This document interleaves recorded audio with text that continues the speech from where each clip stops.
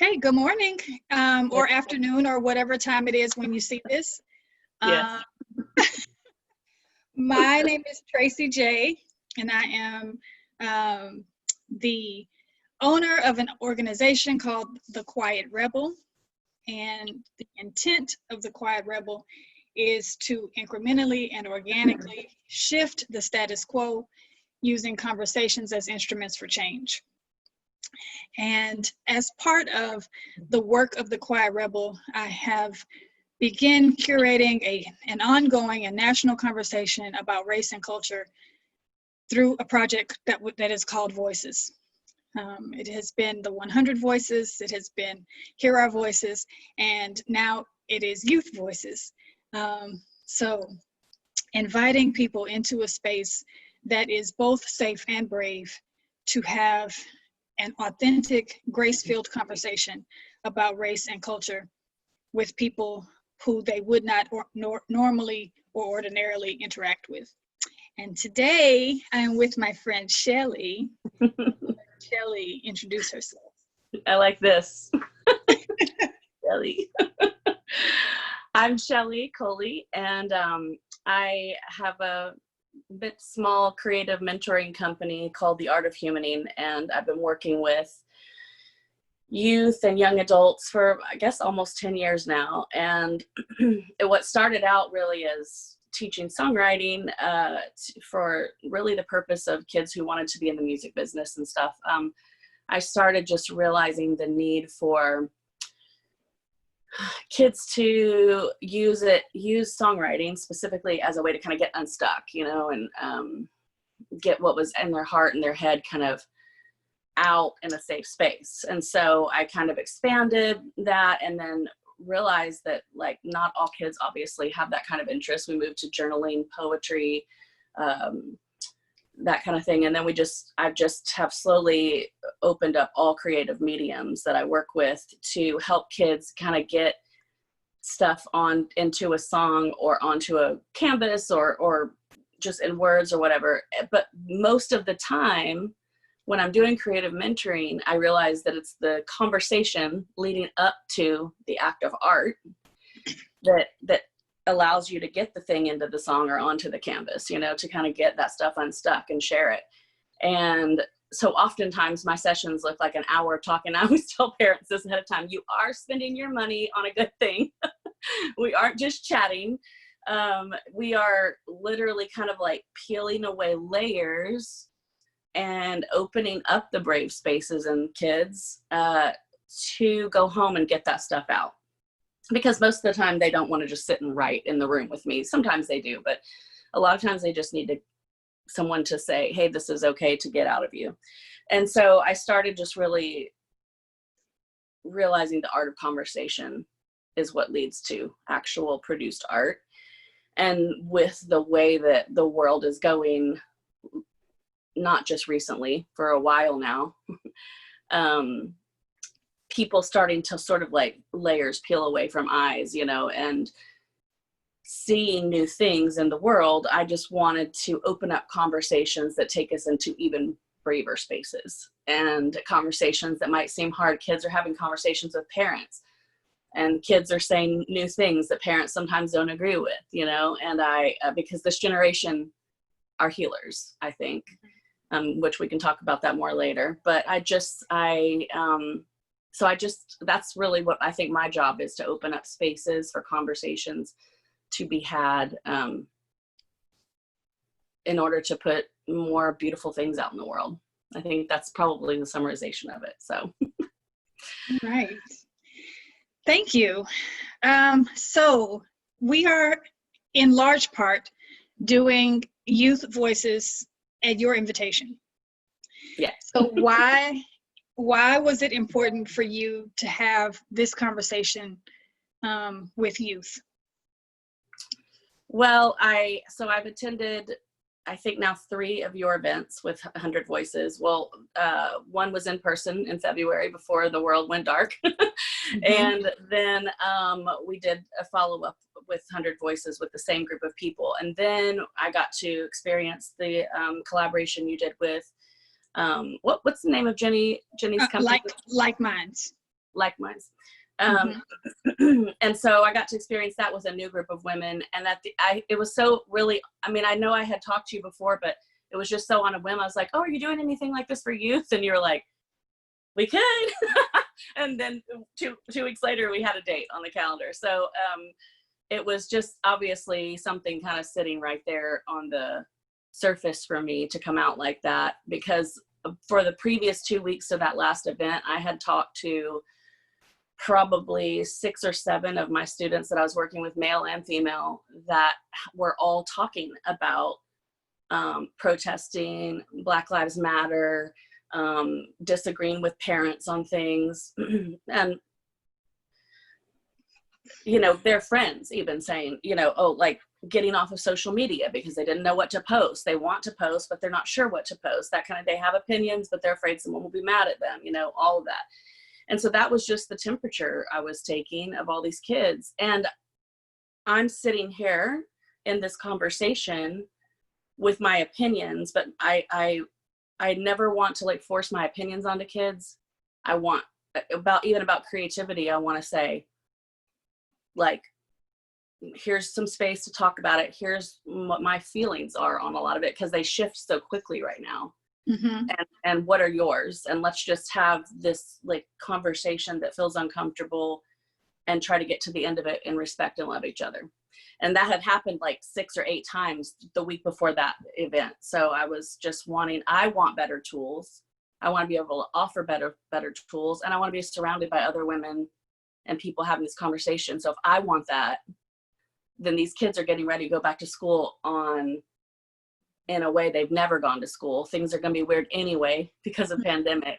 And then to add on to that, you have people starting to wake up and say, something is not really right in our world, you know? And I also believe, soapbox now, I'm just getting there, but sorry. Also believe, ask me one question and I'll just talk the whole time, that these kids though really are the generation that changes things. Like, mm-hmm. I think that they're healers, like innately. I think they came to the planet with this different gene in them that says, heal this now. Mm-hmm. And our generation obviously has not gotten it quite right. So, you know, I want to see them have the tools to move forward as healers. And they don't stand for hurting people in the way of getting what they want. They want to be comfortable. This generation wants to be comfortable and cozy and have the perfect job. They'll quit 16 jobs before they get the right one. And we're all like, oh my gosh, you're so irresponsible. But they won't do it they won't hurt people on the way to get those things. And that's what's different, I think, about this generation. Mm-hmm. So I just want to be there for them. And okay. I want you to be there for them because all right. You're amazing. Well, thank you. What would you say to parents who might be concerned about their children having this big, brave conversation without them? I would say specifically that you and I are 2 people who have a desire to keep kids safe emotionally, especially, and that everybody involved in this conversation is handpicked for that same reason, that they're people who we feel safe to create safe spaces for kids. And I also would say that this is a guided conversation in the sense that just like you're asking me a question and my truth is coming out, you're guiding the way to the answer, but you're not like prodding it out of me. You're not even forcing opinions upon me. And that this is very much how the groups go. You ask a question, the person answers, and then they invite someone to answer. So it's not a bunch of talking over each other, which that's the safest part for me, is we're not all just like throwing opinions at each other on the wall like spaghetti and seeing what sticks. We're literally just saying, this is my story, this is my experience, what's yours? So I feel like it's a very purposely created safe space for them to be brave.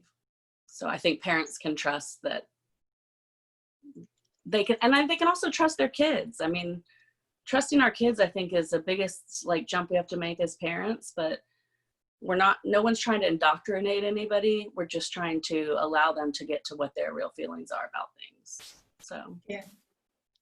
Thank you. I hope that's the goal. Yes, that is the goal. And in case anybody is curious or wondering, I am a mother. I have 3 adult daughters. They're in their 20s. And by most accounts, they are well-adjusted, happy, healthy, whole people. And that is not to say that I get the Mom of the Year award. It is to say that because of and in spite of who I am, they have still turned out to be good humans. And so I want that for other people and other people's children. Also, it has been in my work for the last decade plus to do work through the Episcopal Diocese of Texas, which is called Safeguarding God's Children. And whether you happen to be religious or not, the work that is done there is about teaching adults how to keep children safe, particularly, specifically from sexual abuse and misconduct, but also expanded to other kinds of abuse and misconduct. And so this has been a part of my journey and story for over a decade. So I bring that with me to this conversation with your young people. Yes. Which was so cool to find out that you do that, because I work for an Episcopal church and I'm safeguarded. So you're directly responsible for my ability to keep children safe. Who knew? The people, as Shellee mentioned earlier, this is a guided conversation, and we do the conversation in small groups, and we have invited some adult group leaders to help facilitate the conversation, and all of them are people that we know personally and people who either work with children, or have a heart for children, or all 3. And so I'm really excited about the adults who will help us to hold space for the children who will show up. Yeah. This event is happening on July 12th at, is it 3 o'clock? 3 o'clock. I know, it's just like, I think it's 3 to 5, yes. Yes, from 3 to 5 p.m. Central Standard Time. While my previous events have been primarily focused on women having women's conversations, this particular youth conversation is open to children regardless of gender and regardless of geography. So although Shellee and I happen to be in Houston, well, Shellee is Houston adjacent. I'm actually in Houston. I like that. We'll just not even say the name of the town. We'll just say Houston adjacent. Houston adjacent. But this conversation is open no matter where you happen to be in the country. And we look forward to being with you, with your students. Parental consent is required for this conversation. We don't want your children in the conversation without your knowing that they're there. And we hope that you will decide to join us. The registration information is available on Eventbrite, and we will share it also as an attachment somehow to however we choose to deliver this message to you. So if it's on Facebook, it'll be, down below in the comments. And if it's on Instagram, it'll be up above in the link. And I never know how to tell people all that. I'm like, go click on the thing that looks clicky. Yeah, click on the thing that you can click on, and then you can get the details. But it's Youth Voices, and if you search Youth Voices on Eventbrite, it'll be there as well, probably. So. And it's $15. Yes, right? It's $15. And if for whatever reasons, pandemic or just whatever reasons, the $15 proves challenging, please don't let that be the reason that you don't participate. Please reach out and let us know that you would like to still attend, because it is a core value of mine that money is never the reason that people can't participate in a thing that I'm doing. So there is a fee, because there is a fee, and because I can't personally afford to work for free. Oh, Um, there. Weird. um, but And also yeah, I've had, because people tend to care more about the things that they invest in. I agree. And I've had a couple of people ask about siblings. Like, can siblings come join together, like, because they feel more comfortable? And I have just reiterated that they can join with siblings or friends, but that they will be diversely mixed around in different groups. And the whole point of that is just to have different conversations so that you can practice not just talking to the people that you already know and love. So. Exactly. And like I tell the adults who also feel a little bit nervous about being separated from their friends, that you can always go back and have this conversation with them. Yes. You have it with some new friends, and then you can go back and talk to your already friends. You can do that. It's okay. Yeah. It is. And I think hopefully these will be tools that can be taken out into other conversations afterwards anyway. Like, that's the whole point of this, is that you're then equipped and prepared to start having conversations outside of the protected group. Yeah. Oh, there's also usually sometimes a question about why we don't share the questions ahead of time. Mm-hmm. This is not a scripted dialogue, right? This is not a come prepared with your speech. Right. Space, right? I want the questions to be new for you when you're in the space. So that is why I don't share the questions ahead of time. However, there will be some questions that are provided at the end so that you and your family can continue the conversation. Mm-hmm. And the thing I think that was really the neatest for me is I wasn't sure when I came to the first event, and I sat at a table with 6 women I didn't know, and we had been in line together and for food and stuff. And I am an outgoing person if I'm in a comfort zone for myself. But when I show up in a room full of 100 people, all my introvert starts like, So I want to say, because I would say about 80% of the kids I work with are kind of introverted, creative, kind of keep to themselves kids. And I purposely run groups so that they can practice being introverted within a group like that. And I want to say to the people who feel like, oh, I'm not outspoken, I didn't take speech, I don't want, nothing about this feels like that. It feels like a question about, how you grew up, how you see the world. Just there's not this big like judgment coming in. It's just telling your story truly. Yeah. And then hearing other people's, and that's really the start of any of it. So yeah, feel safe to come in even if you're an introvert. Yes. Okay, so Shellee, like this, I'm gonna do this again. Thank you, Shellee, for your invitation to extend this work to young people. And thank you to the parents who are going to say yes to the invitation to have your children ages 14 to 18 join us in this conversation. And thank you for taking the time to listen to this chat that Shellee and I just had. And thank you to you, Tracie, because this is the conversations that you are just the space holder for making hard conversations feel really beautiful. And I just love you for that. So. Well, thank you.